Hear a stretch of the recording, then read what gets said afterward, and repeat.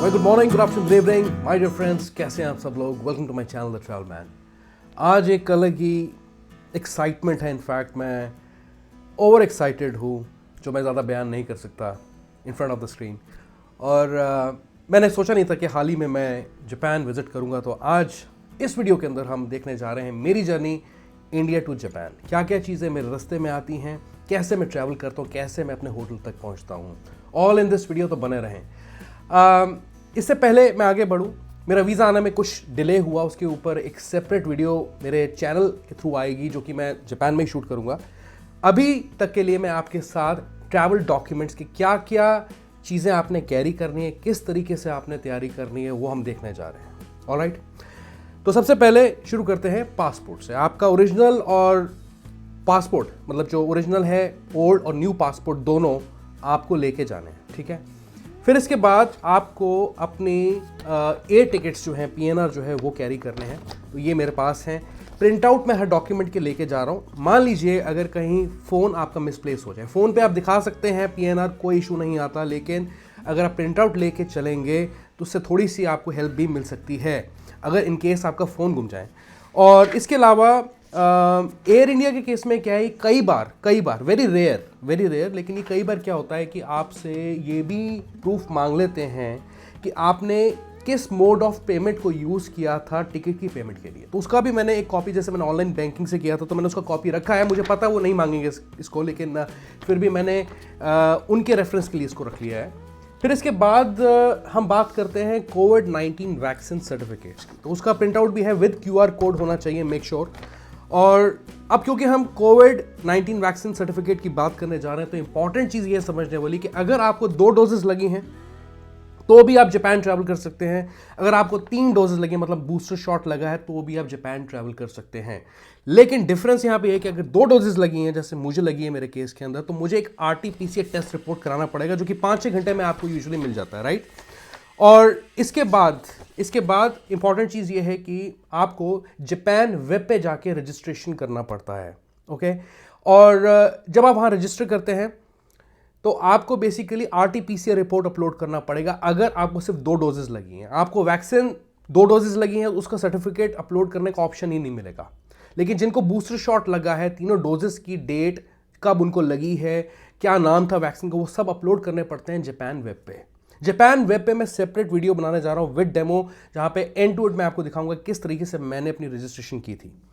अब एक चीज़ आपको और बता दूँ वैक्सीन के रिलेटेड, कि कोवैक्सीन और कोविशील्ड या एस्ट्राजेनेका जिसे कहा जाता है, ये वैक्सीन अलाउड हैं। अगर आपको ये लगी हैं, you can still travel to Japan. मुझे कोवैक्सीन लगी है, मैं जा रहा हूँ आज। और इसके बाद जो मैं आपको चीज़ दिखाना चाहता हूँ वो है जापान वेब की। हम बात कर रहे थे, तो जापान वेब पे जब आप रजिस्ट्रेशन करते हैं अपनी ईमेल आईडी से, तो आपको इमिग्रेशन, कस्टम्स और हेल्थ डिक्लेरेशन एक करना पड़ता है। तीनों के QR कोड जनरेट होते हैं, तो वो भी मेरे पास हैं इन द फिजिकल फॉर्म। लेकिन आप, ऐसा कुछ नहीं है, आप एयरपोर्ट पे जाके जो है उनको दिखा सकते हैं फ़ोन पे भी।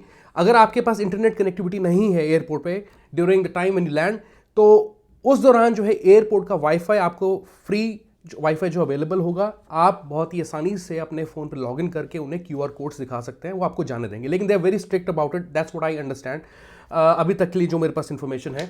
और इसके बाद जो और डॉक्यूमेंट है उनमें से एक है ट्रैवल इंश्योरेंस, जो कि मैंडेटरी नहीं है जापान के केस में, लेकिन मैं कैरी कर रहा हूँ क्योंकि कुछ पता नहीं, अभी भी वहाँ मास्क पहनना पड़ता है, जो मुझे पता लग रहा है। और इन्फेक्शन रेट तो खैर any how is under control. तो मैंने, जैसे कि 8 दिन या 10 दिन की आप ले सकते हैं, और उसकी प्राइस वेरी कर सकती है। 570 रुपये से शुरू होती है, 1100, 1200, 2000 तक भी जा सकती है, डिपेंड करता है आपका लेंथ ऑफ स्टे कितना है, ओके। इसके बाद आपको जो कैरी करनी है वो है आपकी होटल की रिजर्वेशन, जो कि पेड नहीं है अभी तक, कि अनपेड हैं, बस रिजर्व किए हुए मैंने, कंफर्म्ड बुकिंग्स हैं ये, इनके प्रिंट आउट मैंने कैरी कर लिए हैं। होटल जाके मैं पेमेंट करूँगा इनकी। इसके अलावा जो मैं आपको दिखाना चाहता हूँ चीज़, वो है जो मैंने US डॉलर्स पे परचेज़ किए हैं। यहाँ पे 35 INR के मैंने लगभग कुछ $450 या $430 US डॉलर्स पे किए, जिसमें से पार्शली मैं कुछ अमाउंट अपना फॉरेक्स कार्ड में रखूंगा, बाकी मैं कैश में लेके जाऊंगा $300 US डॉलर्स, ठीक है। तो उसकी जो रिसीट है, टैक्स इनवॉइस है उसका, वो भी मेरे पास यहाँ पे दिया हुआ है। ऑलराइट, तो चलिए ये हुई बात डॉक्यूमेंट्स की, किस तरीके से तैयारी करनी है आपको समझ आ गया होगा। अब चलते हैं हम सीधा एयरपोर्ट और देखते हैं कि मौजूदा हालात इस वक्त दिल्ली एयरपोर्ट पे कैसे हैं और नैरेटा इंटरनेशनल एयरपोर्ट पे कैसे जब मैं वहाँ लैंड करता हूँ और किस तरीके से मैं आगे अपनी जर्नी तय करता हूँ टोक्यो तक की। ओके, लेट्स गो।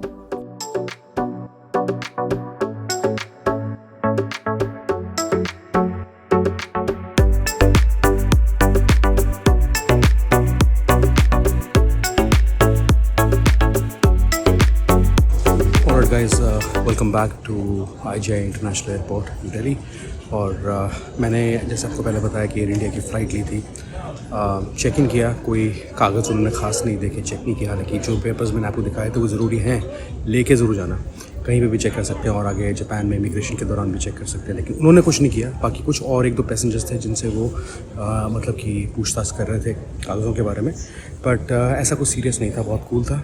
तो 23 किलो जो है आपको चेक इन बैगेज में मिलता है एयर इंडिया की फ़्लाइट में, और 8 किलो मिलता है आपको हैंड लगेज में। इसके अलावा इमिग्रेशन स्मूथ था, लेकिन बहुत ज़्यादा लाइन थी। कोई सवाल जवाब उन्होंने नहीं किया, लेकिन लाइन बहुत ज़्यादा थी।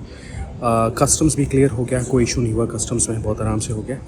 एंड देन थोड़ा सा रेस्ट करके डिनर करके मैं अब बोर्ड करने लगा। फ़्लाइट बोर्डिंग स्टार्ट हो गई है, तो मिलता हूँ फ़्लाइट में।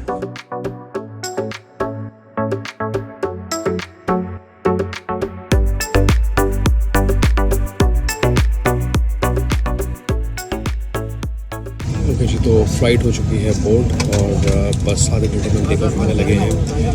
फ़्लाइट कंफर्टेबल है, सीटिंग अच्छी है, इसकी लेग स्पेस अच्छा है और स्क्रीन भी मिलती है आपको एंटरटेनमेंट के लिए। So let's take off and see you in Tokyo Narita international airport.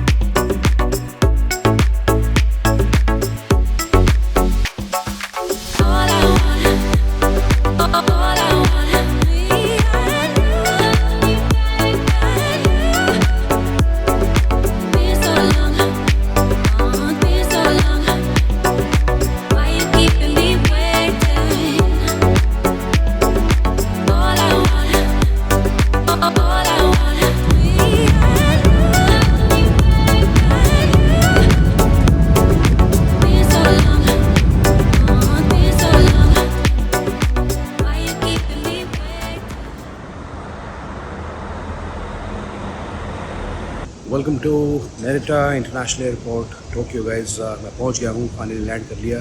Time से थी फ़्लाइट बिल्कुल।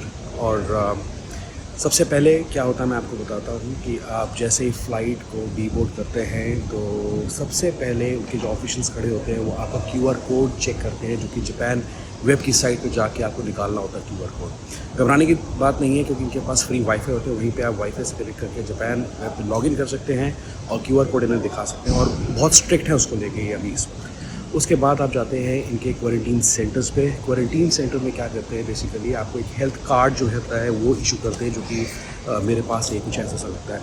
और उसके बाद आप जाएंगे सीधा इमिग्रेशन पे उन्होंने मेरे से कोई सवाल ख़ास नहीं किए, बस ये पूछा कि कितने दिनों के लिए आए हो, किस पर्पज़ के लिए आए हो और कितने लोग ट्रैवल कर रहे हैं, बस इतना पूछा उन्होंने और मुझे जाने दिया। उसके बाद हम जाते हैं सीधा कस्टम्स पे। और आपको एक चीज़ बता दूं कि फ़्लाइट के अंदर ही बिफोर यू लैंड, वैसे तो हमने जो कस्टम डिक्लेरेशन है, health declaration already Japan web के पोर्टल से की, लेकिन ये आपको जो है कार्ड भी इशू करते हैं, जो कि आपको फिल करना पड़ता है before you land.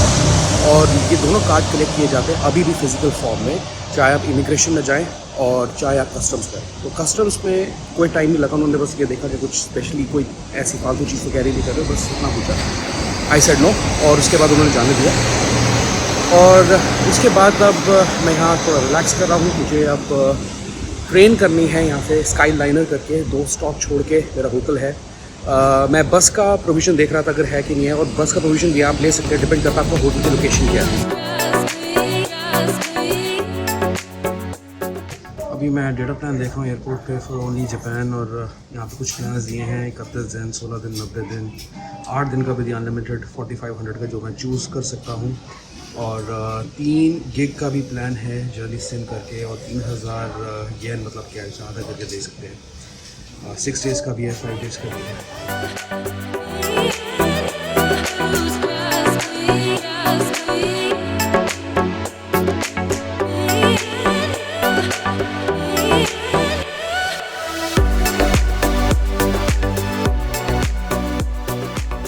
Data card मैंने स्किप कर दिया अभी एयरपोर्ट से। उसका रीज़न ये है कि पूरे एयरपोर्ट पे अभी ई सिम जो है अवेलेबल नहीं है, ठीक है। तो मुझे ई सिम चाहिए था अपने फ़ोन के लिए। सिम कार्ड अवेलेबल थे, लेकिन हाँ रीज़नेबल प्राइसेस पे ऐसा भी कुछ नहीं था। उसके जो रेट्स हैं, डिटेल्स हैं, वो मैं दिखा दूँगा। और जो प्लान्स थे इनके पास वो विदाउट फ़ोन नंबर थे। यूजुअली जैसे डेटा कार्ड अगर आपको चाहिए था, सिर्फ वो प्लान्स थे। आई डोंट नो व्हाई, लेकिन चलो अब सिटी पे चलते हैं और देखते हैं हमें प्लान्स कैसे मिलते हैं, वहाँ पे पूछता हूँ।